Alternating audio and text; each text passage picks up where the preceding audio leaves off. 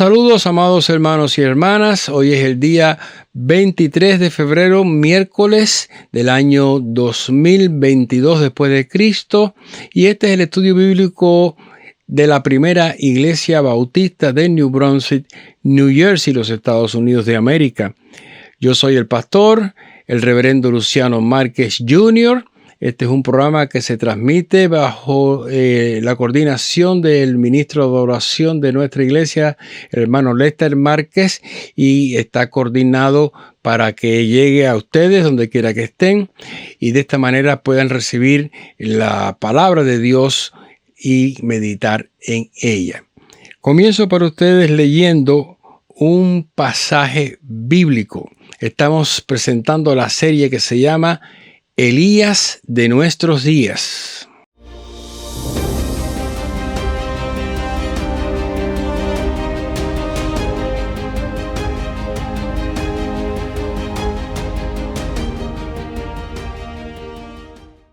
El pasaje bíblico que quiero leer para ustedes ahora se encuentra en Deuteronomio, capítulo 11. Y voy a leer para ustedes versículos 11 y 12, donde dice: La tierra a la cual pasáis para tomarla es tierra de montes y vegas, que bebe las aguas de la lluvia del cielo, tierra de la cual Jehová tu Dios cuida.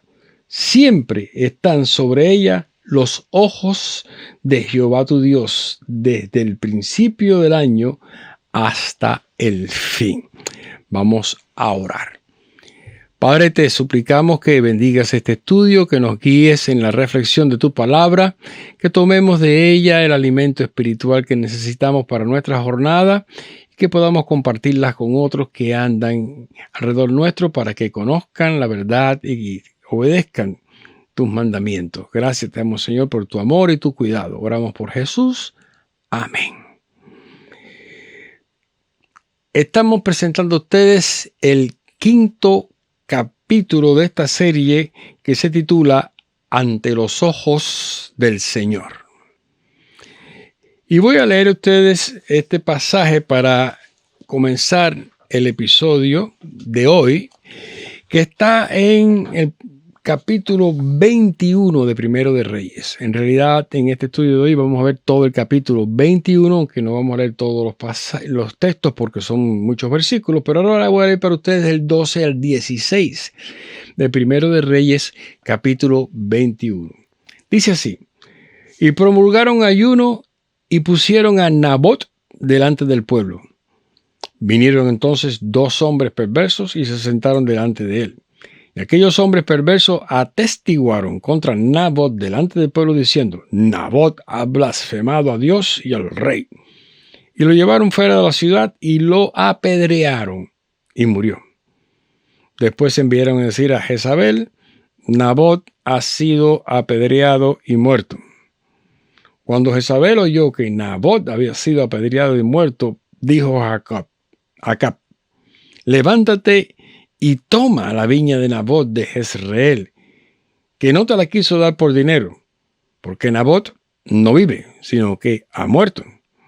Y oyendo Acab que Nabot era muerto, se levantó para descender a la viña de Nabot de Jezreel para tomar posesión de ella.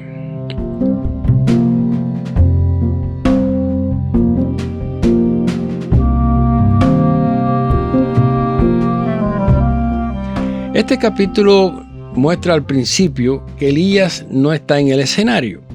Después de los últimos acontecimientos que Elías regresó de aquella experiencia extraordinaria en el monte de Horeb y que participó indirectamente en algunos de los eventos que se narran en el capítulo 20, hubo hasta un tiempo de avivamiento en Israel en que el efecto de todo el trabajo de Elías y toda aquella demostración de poder de Dios había exhortado y reprendido a Acab.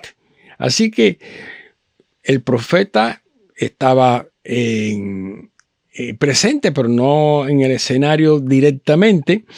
Y mientras tanto, Dios permitió que otros profetas ministraran al rey y a la nación. Y el capítulo 20 habla mucho de esto. De hecho, Dios puso en orden varios conflictos exteriores que él produjo para salvaguardar al pueblo de Israel. En ese estado de cosas que parecía que iban a mejorar, sin embargo, en lugar de conformarse, cuando el rey Acab se sintió fuerte, ambicionó la viña, la finca, la herencia de este hombre Nabot en Jezreel. Todo el pasaje demuestra a Acab como un personaje con un conflicto de personalidad tremenda. Porque imagínense ustedes, formó una especie de pataleta porque quería la finca de Nabot, porque estaba contigua a alguna propiedad que tenía Acab allí en Jezreel. Recuerden que el campamento de el rey Acab había estado en Jezreel mientras estaba aconteciendo aquel choque entre los profetas de Baal y de Acera con el profeta Elías en el monte Carmelo. El hecho en realidad comienza con un intento de una simple transacción, una oferta de compra de una propiedad. Acab quería el viñedo cerca de la casa que él tenía en Jezreel porque quería plantar un huerto de legumbres, una hortaliza, diríamos ahora, y estaba dispuesto a cambiar la tierra, a pagar por ella. El hecho comenzó de una manera simple, una transacción comercial. Pero Nabot no quería deshacerse de esa tierra, ni estaba obligado a deshacerse de ella, porque esta tierra formaba parte de la herencia de su familia que venía desde la conquista de Canaán, cuando Josué repartió la tierra por las tribus, y por lo tanto Nabot alega que esa es la tierra que él ha heredado en esa distribución de su tribu y no está dispuesto a cederla. De hecho, tanto Nabot como Elías, como Acab, sabían que no podía transmitirse, ni venderse, ni deshacerse de la propiedad de la tierra. ¿Por qué? Porque ellos creían que la tierra, la nación, la propiedad, era una herencia de Dios. Y como había sido repartida por tribus, a individuos y a familias, de acuerdo con la ley que Jehová estableció, pues ellos estaban obligados a conservarla, no podían deshacerse de la tierra. Por tanto, la tierra en realidad nunca se vendía. Lo más que sucedía era que se rentaba, se alquilaba, se compartía para la producción de bienes y para negocios conjuntos, y así hubiera sido correcto, y Nabot tal vez hubiera entrado en el negocio porque le convenía. Pero es que Acab quería la finca, la quería para sí y más nada. Él sabía que esto era así. Sin embargo, Jezabel tenía otras maneras. Y Acab, hasta ahora, había sido siempre víctima o cómplice de todas las cosas que hacía esta Jezabel. Recuerden, Jezabel no era hebrea. Así que ella no tenía por qué conocer la ley, aunque debía, porque era la esposa del rey. Pero de hecho es que ella no respetaba a Jehová, ni respetaba la ley de Jehová, ni la adoración de Jehová. Y ella pues no quería de ninguna sumisión al Dios de Israel.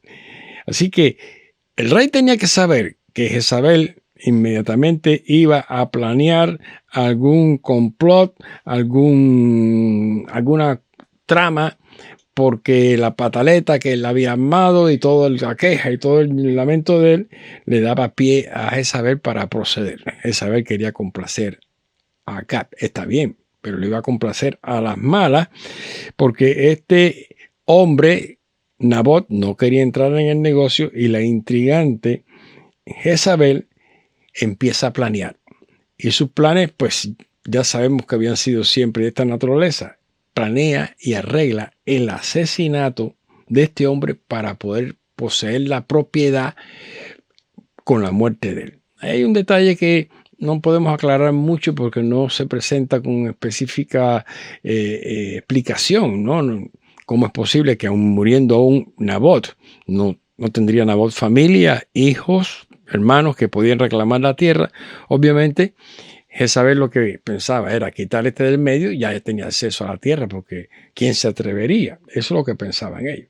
Pero claro, la forma ilegal en que Jezabel iba a hacer esto necesitaba de todas maneras de una instrumentación o de una instrumentalidad de autoridades civiles.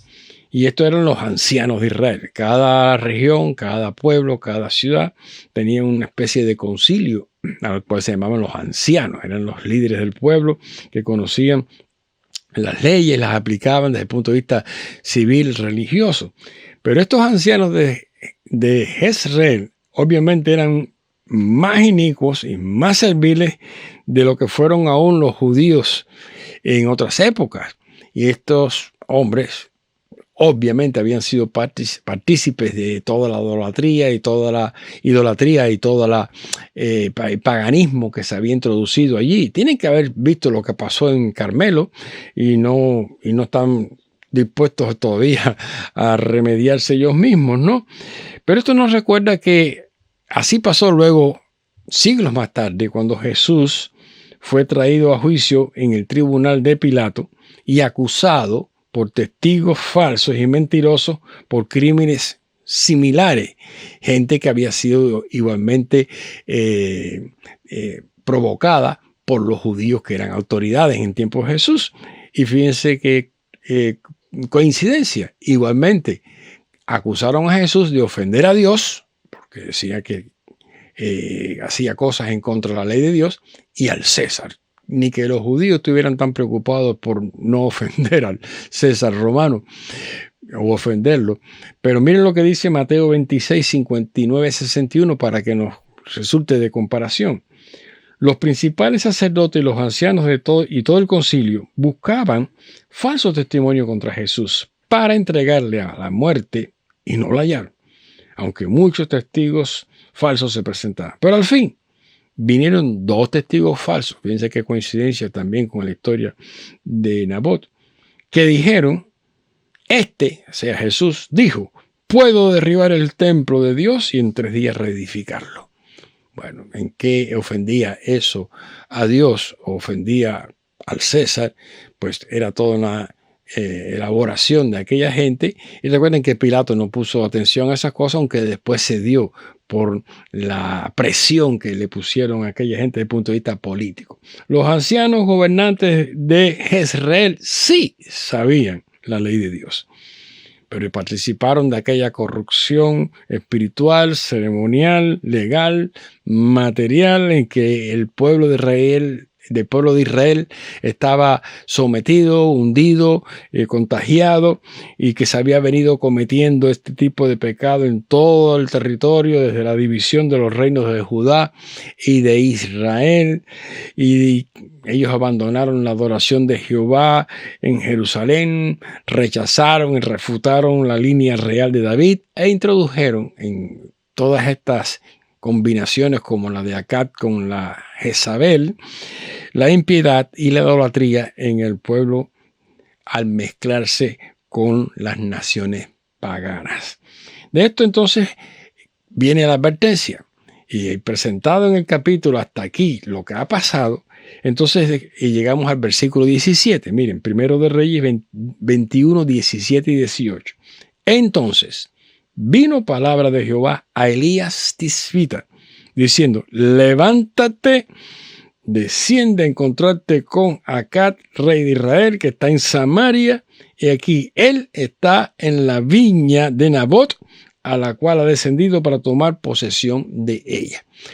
Bueno, la sede del reino norte, el reino de Israel, estaba en Samaria, y no es muy distante Samaria de Nabot, pudiéramos decir que son unas 40, 45 millas, así que podía hacer el viaje en un día.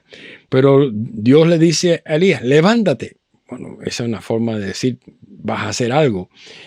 Nosotros entendemos que Elías estaba en algún lugar, no estaba participando directamente de los eventos, como dije, que aparecen en el capítulo 20, pero estaba al tanto. Pero ahora sí, aparece directamente Jehová con un mensaje. Tienes que ir a hablar con Elías, que es el rey en Samaria, pero él está yendo camino a Jezreel a tomar la viña de Nabot. ¿Se habría enterado ya Elías de lo que estaba pasando en Jezreel y de cómo aquellos impíos líderes del pueblo se habían combinado con Jezabel para hacer esta maraña de acusar falsamente a Nabot y ponerlo a muerte con una pena capital, sin defensa, sin ningún tipo de recurso? No estamos seguros de eso, pero obviamente no es imposible que haya sido así. De todas maneras, el caso de la injusticia de este caso se podía ver no a 45 millas, sino a 1000 millas de distancia, porque ellos iban a apelar a la ley y a la justicia en nombre de sus intereses mezquinos, violando la misma ley y cometiendo la misma infame injusticia que ellos decían que estaban defendiendo. De modo que compraron testigos falsos, obviamente pagaron por ello, y esta eran gente inicua que no tuvieron a menos jurar una mentira y pretender que estaban defendiendo a Jehová y defendiendo al rey. Supuestamente lo que habían decidido era ofender a Dios y ofender el reino de Israel. En la historia de la humanidad ha habido tiranos muy crueles. Ha habido gente mala, que se ha apoderado de las naciones. En el último siglo, para no ir muy lejos atrás, el mundo ha visto tiranos, déspotas, gobernantes de los más malos que se puede imaginar, que oprimen los países, y en todos los continentes ha habido estos casos, casi todos los continentes. Yo les puedo citar solamente un par por continente para que les quede la referencia. Por ejemplo, si habláramos de aquí de América, tendríamos que mencionar a Trujillo en Dominicana y a Castro en Cuba. Si nos volviéramos a África, donde han estado algunos de los peores, el tristemente famoso Idi Amin en Uganda, que se considera el gobernante más criminal de toda la historia en los últimos 100 años. Habría que mencionar también en África a Muammar Gaddafi en Libia. En Europa ni hablar, porque ahí tenemos a Stalin, el líder comunista de la Unión Soviética en lo que hoy es Rusia, lo que antes era Rusia, y por supuesto uno de los peores también en Europa, sobre todo Adolf Hitler en Alemania a mediados del siglo pasado. En Asia no se quedan atrás. En Asia tendríamos que mencionar tipos como Mao Zedong en China, que fue tremendamente tirano y déspota, y el peor de los que quedan por ahí, Kim Il-sung, que ya va por 3 de la misma familia gobernando Corea del Norte con una calidad viciosa de crimen y de asesinato y de opresión y de completa sumisión. Los días de la maldad son abismos de odio, codicia y orgullo. Hay gente que no se detienen en sus perversas ambiciones y están dispuestos a hacer lo peor con tal de obtenerlo. Y eso lo vemos todos los días, lo vemos en la historia, lo vemos en la Biblia. Sin embargo, nosotros creemos, y como en esta historia lo va a demostrar, siempre hay un día de la reprensión de Dios, en que Dios reprende y pronuncia su juicio y ejecuta su sanción. Y muchas veces ese juicio y esa sanción no esperan al juicio final. Ocurren en esta tierra todavía cuando estamos aquí. El caso es que Elías regresa, y esta va a ser por última vez porque después no va a aparecer más Elías hablando con Acab, e hizo lo que pocos hombres tuvieron la valentía de hacer, de confrontar otra vez, una vez más, a este rey desencaminado, este rey impío, y sobre todo a la malvada Jezabel, brutal, amoral, que era esta mujer, la reina, la esposa de Acab. Elías se les aparece, y aquí parece, da a entender que iban juntos, pues, probablemente estaban los dos presentes, y señalándole les acusó sin pelos en la lengua por aquel crimen. El asesinato que habían cometido al acusar a este hombre, el hurto, Prácticamente era un hurto que habían hecho sobre la tierra de este hombre. Sin pelos en la lengua. Elías le dijo, ustedes son unos criminales, unos sinvergüenzas y merecen una sanción de Dios. Esta expresión sin pelos en la lengua, es habitual para designar a personas que hablan de forma contundente y de forma clara. Personas que dicen las cosas y no paran dos veces para terminar de decir lo que tienen que decir. Hay una patología conocida como lengua vellosa, pero eso no tiene que ver nada con esto, con este dicho, porque la lengua no tiene pelo de ninguna manera nunca. Entonces, ¿a qué se refiere? El origen de la expresión viene de un simple hecho. Cuando usted tiene algo en la boca, lo más simple, si usted se le enreda un pelo suyo propio, de alguna manera, en la lengua, usted casi no puede hablar. Eso es una cosa física, una cosa práctica. Imagínese usted que usted tenga algo en la boca, un pelo de alguien o suyo o algo. No hay forma que usted podrá hablar bien. La articulación de sus palabras se entorpece completamente y, pues, por supuesto, por pequeño que sea el objeto, usted no va a poder hablar bien. Así que el significado de esta expresión aquí la aplicamos en el hecho de que Elías no se paró para nada al hablar con total franqueza, sino que enfrenta y se somete a las dificultades que le podrían traer decir las cosas como son y cuáles son sus consecuencias. En realidad, la habilidad, el valor o la virtud de decir formal y frontal y francamente lo que uno cree y piense sobre un asunto, sobre un tema en particular, es bastante peligroso y riesgoso. Y las personas que lo hacen toman, por supuesto, esto con seriedad. Hay personas que hablan sin darse cuenta de lo que están diciendo, pero el que lo hace así, como lo hizo Elías, sabe lo que está diciendo y está dispuesto a sostenerlo a como sea. La frase también a veces se refiere a que personas dicen cosas polémicas, como se habla ahora, políticamente incorrectas o desagradables para alguna gente que se sienten ofendidas, porque se dicen, según esas personas, sin considerar, sin tener en cuenta que las personas se sienten molestas. Pero las personas que hablan así con facilidad y sin dificultad, si están diciendo la verdad, no hay quien las haga callar, ni ellos se van a callar. Hay gobernantes que solo reconocen la ley cuando les conviene. Aún en los países más democráticos, aún en los países más organizados, más desarrollados, personas que llegan al poder, el poder les corrompe. Y eso lo vemos desde los más altos niveles hasta los niveles locales. Las personas llegan a sentirse que están por encima de la ley y abusan de ellos porque son los que tienen el poder en las manos. En ese sentido, la expresión tiene un significado contrario. Las personas que no tienen pelos en la lengua para enorgullecerse de sus sacrilegios, de sus blasfemias, de sus violaciones, las personas que levantan su voz contra Dios, pues son así, piensan que pueden hacerlo hasta que Dios un día los reprende.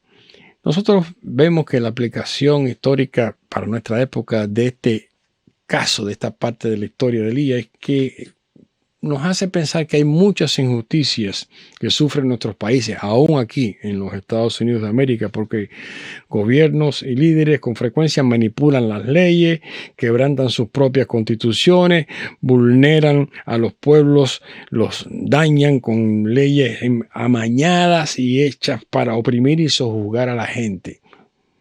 Lamentablemente, muchas veces los que llegan al poder lo que quieren es cambiar la ley con la cual llegaron al poder para poderse mantener en el poder. Todos los días se mencionan estos problemas en este país y en otros países del mundo, problemas de inmigración, problemas raciales, las diferencias económicas. Es triste descubrir cuántas deficiencias tenemos al respecto. Pero peor es ver como cuando algunos sectores de la sociedad y de la vida en comunidad reciben al fin la compensación, el resarcimiento de lo que estaban exigiendo por lo que lucharon. Luego esos mismos sectores y esos mismos personajes se vuelven tan opresivos, discriminatorios y aprovechados para imponer medidas por encima de los demás, causando peores injusticias y desmanes más grandes contra las leyes de las cuales ellos antes se aprovecharon o se quejaron. Tenemos que aprender a superar los temores y los sustos. Sin dar muchos rodeos, renunciar severamente el juicio sobre el pecado. No es fácil y es muy riesgoso. Tiene tremendas implicaciones. Pero ante los ojos del Señor estamos delante de los ojos del Señor. Y no podemos ignorar que Él nos está mirando donde quiera que estamos. Y sabe lo que vamos a hacer. Y es una gran ventaja saber que los ojos de Jehová están sobre nosotros, porque sabemos que no solo esos ojos nos pueden juzgar o nos pueden reprender, sino que esos ojos nos pueden cuidar, como leímos al principio en Deuteronomio, por el poder y la gracia de Dios.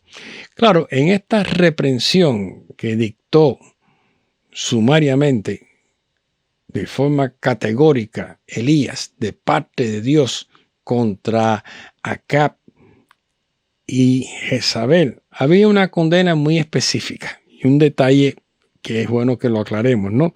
Cuando él insiste, Elías, en la gravedad del complot del cual Acab ha participado, él alega de parte de Dios en su mensaje esta frase: por cuanto obedeciste a la voz de tu mujer. Y por supuesto eso nos recuerda el Edén. Exactamente eso fue lo que Dios le dijo a Adán cuando él trató de justificarse que había desobedecido al mandato de Dios de no comer de aquel árbol, porque mi mujer me lo dio. Y Dios le dijo, porque obedeciste a esa voz, ¿no? Génesis 3:17 lo dice. Y el hombre dijo, por cuanto obedeciste, y al hombre dijo, por cuanto obedeciste a la voz de tu mujer y comiste del árbol de que te mandé diciendo, no comerás de él, maldita será la tierra por tu causa, con dolor comerás de ella todos los días de tu vida. Tenemos que notar y aclarar que el juicio de Dios contra Adán no era porque Adán había obedecido a una mujer. No es tampoco el juicio de Dios contra Acab, que haya obedecido a una mujer. La desobediencia de Adán, como la desobediencia de Acab, no tiene que echarle la culpa a una mujer. En este caso, a quien se está refiriendo es a esa persona que está ahí, que en este caso resultaba ser una mujer, lo mismo en el caso de Adán que en el caso de Elías, al cual Acab le hizo caso, le puso atención, la obedeció, se dejó dominar, manipular por ella, y de esa manera hizo lo peor, lo malo delante de Jehová, delante de los ojos de Dios. Y ahí está el punto. Cómo Elías, sabiendo todos los eventos en que había estado involucrado y cómo Dios había manifestado, cómo el Señor lo había reprendido, cómo había sido la batalla de Elías contra todo el paganismo, cómo Elías había reprendido vez tras vez esta incapacidad del rey de representar a Dios para su pueblo y hacer todas estas cosas a los ojos de Dios. Es como que estuvieran desafiando a Dios, sin importarle que el Señor estuviera mirando, ignorando temerariamente la presencia divina, aún sabiendo que en las experiencias anteriores quedó demostrado que a Dios no se le va ni una. ¿No les parecen a ustedes que eso es lo que muchas veces sucede hoy día? La gente actúa de una forma audaz delante de Dios. Saben que Dios me está mirando, pero Dios no tiene que ver conmigo, dicen algunos. O Dios no lo ve todo. O yo me puedo esconder de Dios. O yo me puedo después excusar con Dios. Los ojos de Dios están mirando y estamos delante de esa vista que Dios hace sobre nosotros. Ahora fíjense ustedes cómo viene la sanción, porque el encuentro de Elías con Acab, una vez más, no iba a ser un encuentro de buenos amigos, ni de socios, ni de compatriotas festejando una fiesta nacional. Primero de Reyes, 21, 19 al 21. Dice así, Jehová está hablando a Elías, y le hablarás diciendo, así ha dicho Jehová, no mataste, y también has despojado. Y volverás a hablarle diciendo, así ha dicho Jehová, el mismo lugar donde lamieron los perros la sangre de Naboth, los perros lamerán también tu sangre, tu misma sangre. Y Acab dijo Elías, me has hallado, enemigo mío. Él respondió, te he encontrado porque te has vendido a hacer lo malo delante de Jehová. He aquí yo traigo mal sobre ti y barreré tu posteridad y destruiré hasta el último varón de la casa de Acab, tanto el siervo como el libre en Israel. Si siguen leyendo los versículos van a saber que después Elías también emite la misma sanción contra Jezabel. Esta vez no valió que Jezabel lo amenazara, esta vez ya Elías no tenía miedo, ni tenía susto, ni tenía ningún tipo de depresión. Esta vez Elías estaba plantado, sin pelos en la lengua, y tú, Jezabel, a ti te van a arrastrar por la calle, los perros te van a lamer muerta y tu sangre derramada. Un cuadro tremendamente espantoso, un cuadro realmente que lo deja uno erizado. Y este profeta, a quien el rey ha llamado enemigo, viene y produce este severo juicio contra él. Miren, la Biblia nunca tapa ni suaviza el pecado. Lo que está mal, está mal. Ni en la historia de los grandes personajes de la Biblia, en el Antiguo, en el Nuevo Testamento, lo que está mal, está mal. Nosotros hoy día tenemos ese problema. Estamos enfrentados con situaciones en que nos cuesta decir sin pelos en la lengua, si está mal, eso es pecado y está mal. Y la manera que hoy día la cultura y la contracultura y la cancelación de la cultura y las teorías críticas y todas esas cosas quieren arreglar el entendimiento de la verdad. Hay verdades que son incólumes, verdades que están plantadas en la palabra de Dios, y lo que es verdad, y lo que es pecado, es pecado. No es que nosotros querramos apabullar a los pecadores, porque no nos corresponde a nosotros, pero sí tenemos que determinar y declarar y estar dispuestos a decir que lo que está mal, está mal. Bueno, que esto lo encontremos en la Biblia demuestra que la Biblia es divina, es de inspiración divina, porque ¿qué otro libro podría hablar tan mal de algunos de los personajes más importantes del libro?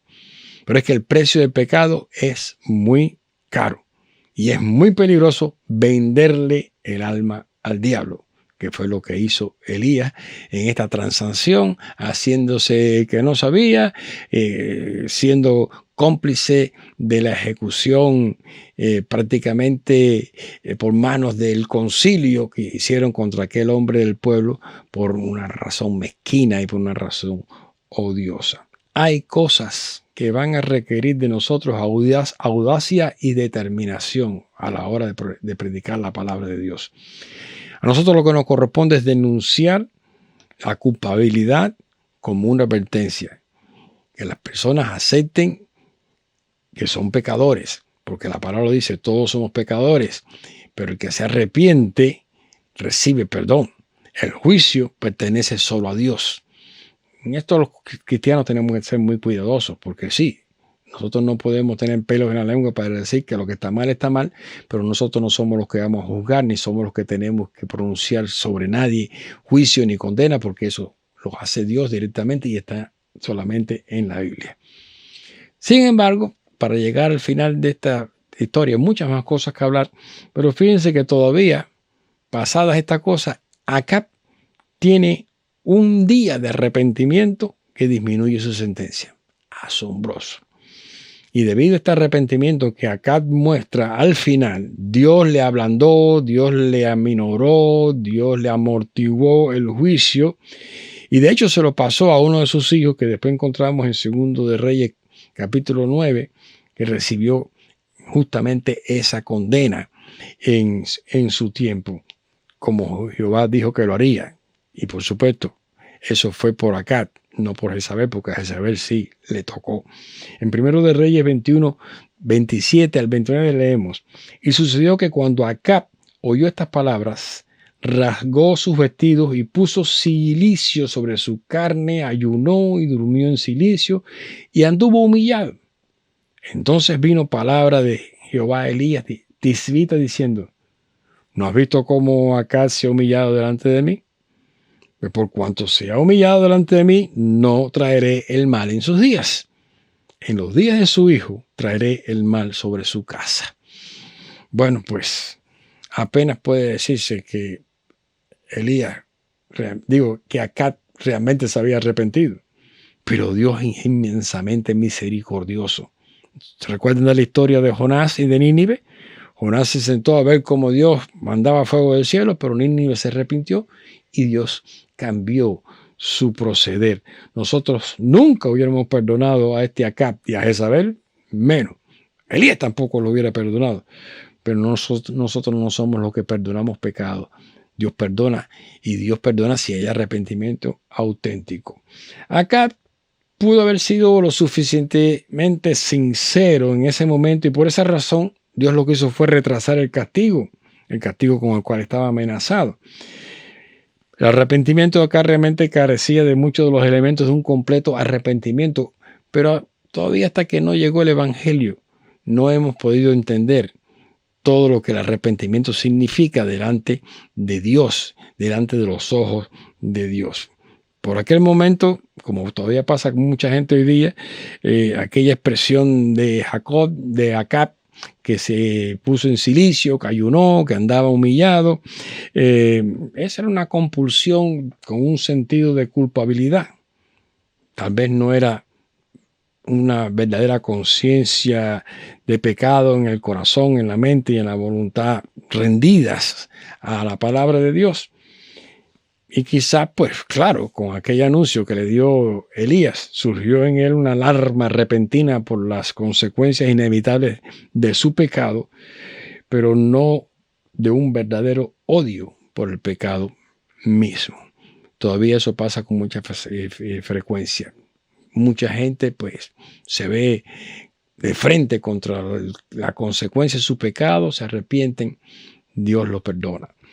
En 2 Samuel 12:7, recuerdan ustedes esta frase de Natán.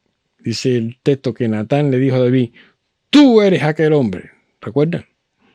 David había caído en el tremendísimo pecado de hacer una maraña parecida para quitarse de arriba al marido de Betsabé y poderla tomar como mujer.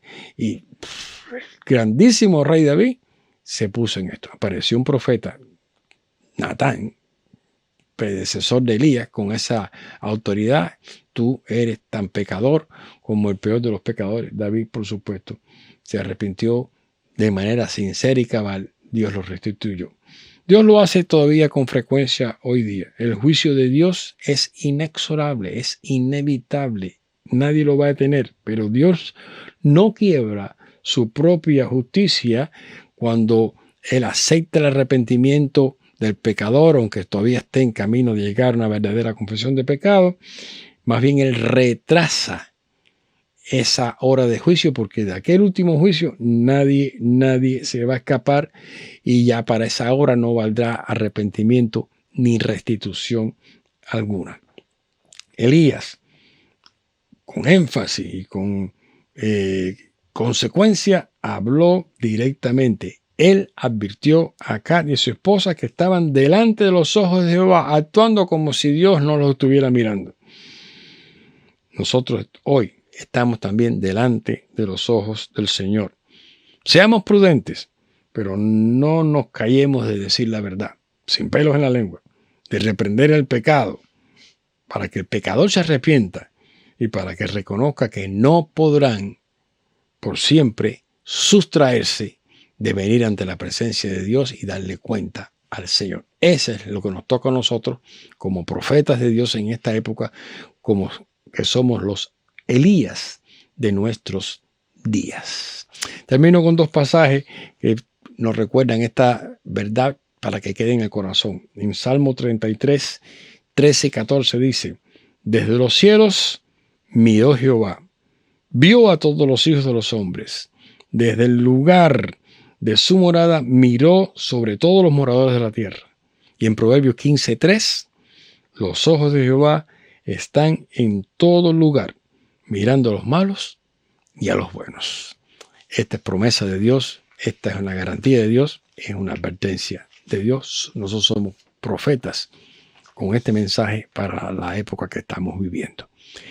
Terminamos pues, hermanos, en esta noche, nos despedimos. Estamos recordándole a los caballeros que el próximo sábado vamos a salir temprano, tenemos que salir antes de las 8 para Pasey, donde va a ser el encuentro anual de caballeros, el desayuno anual de los caballeros. Así que, por favor, manténganse en contacto conmigo. Los que van a ir conmigo en el van, pues tenemos que estar de acuerdo en esto. Tenemos que salir antes de las 8 para estar a tiempo en Pasey.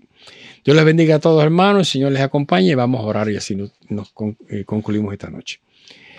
Gracias, Dios, una vez más, por el estudio de tu palabra, porque de manera clara y directa hablas nuestro corazón. Gracias, porque sabemos que tus ojos están sobre toda la tierra. Permite que seamos capaces de hablar franca y directamente y dar la palabra de consuelo, pero también la palabra de llamamiento al arrepentimiento. Bendice nuestras familias, nuestros hogares, nuestras comunidades, para que vivamos en paz y podamos servirte donde quiera que tú nos llames. Oramos por Jesús. Amén. Dios les bendiga, hermanos. Terminamos por hoy.